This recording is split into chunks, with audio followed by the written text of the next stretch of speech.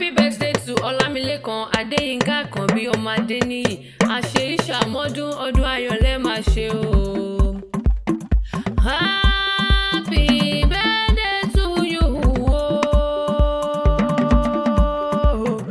Olamilekan ìwọ ni mò ń perí o. Mo ní bílẹ̀ ló bá wà ní owó dé. Bí yàrá lọ́ọ́ bá wà ní ọwọ́ ọ̀dẹ wo.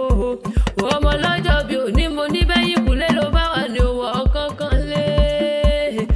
Èmi àdúrà kéwì mò ń perí rẹ̀. Bébé ni lọ́jọ́ tí èyí bí ọ̀sílẹ̀ ayé ọjọ́ mọ́ ní gbàgbé ló jẹ́. Ló jẹ́ wà bá olùpẹ́ lọ́wọ́ lọ́hùn ọba tó jọ̀rọ̀ dé yìí pẹ́ láyọ̀. Mo láṣẹ yìí àmọ́dúnpẹ́ láyọ̀ ló mọ̀ ọ́n ṣe. Bébọ́dọọdún lárórógbó, bọ́dọọdún lára òòṣà. Ọdún kan ò ní dé ká mọ̀ ṣe rọ́mọbì lórí àtẹ. Mo ní ọdún láyé ọdún kan ló mọ̀ ọ́n fi ṣe oníbàwọn ló gbanú ìyá. Mi bá sọ mẹ́ta ládàlẹ́ ayé. Wọ́n ẹ̀bí mẹ́pẹ̀rọ aṣọ kìíní. Irun orí dúdú wọ́n pè láṣọ dúdú. Àṣẹ̀ṣẹ̀ yẹwú ni wọ́n pè lẹ́kùn òru. Kọ̀rọ̀ bẹ́wú bá wá borí tán wọ́n pè láṣọ funfun. Ó dà tiẹ̀ kó tó lọ, bó ti wù kó pẹ́ láyé tó. Bó ti wù kó pẹ́ láyé tó, oníbàwọn ló gbà nínú ìyá.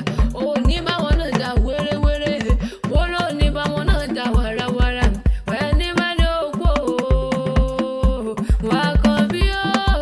Mo lẹ́ni bá ní òkú ni ó fi ó sílẹ̀ sáyé lọ lágbára Ọlọ́run ọba.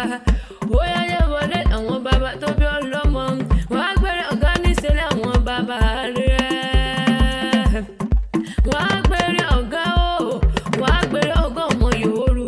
Wọ́n mọ̀ ṣe wọ́n tó kó mójúlé kókó pèsè dèmí wọn mọ̀ yá lábọ̀. Wọ́n mọ̀ ṣógun ṣógun. Wọ́n mọ̀ ṣógun ṣógun. Wọ́n mọ̀ ṣálẹ̀ mọ́gùn sà. Bọ́jọ́ bá kan rí wọ́n ní kẹ́ni mọ́ni dé bábẹ́ yìí. Bórùn bá kàtàrí kẹ́ni mọ́ni dé àgbèrí. Wọ́n fún ni ní jẹ̀dọ̀jẹ̀dọ̀. Wọ́n fún ni ní kúmọ́ lóorun. Ìwọ ló tètè fún mi lérò gbùdù. Gbé mo fún ọ lẹ́kọ̀ọ́ tó rọ àfíjù lájọ fúnra wa jẹ́. Wọ́n máa rà pa mí. Wọ́n máa rà lámì. Wọ́n máa rà ní gbé gbàyàn lọ́jà àpérò Olúmọ́lá. Mo rẹ̀ kẹsẹ̀ mo gbé gbá wọ. Ìwọ bòdó mi lójú. Wo lójó ń sọ. Wo lójó mọ́ sọ mọ́ o. Wo lójó mọ́ sọ mọ́ kí la mú pààrọ̀ tiẹ̀. Kìkì wọ̀ kìkì jìgbìnì. Ọ̀yẹ́dàgbẹ́ mọ́ fi jìjì nìkan mi ò dá.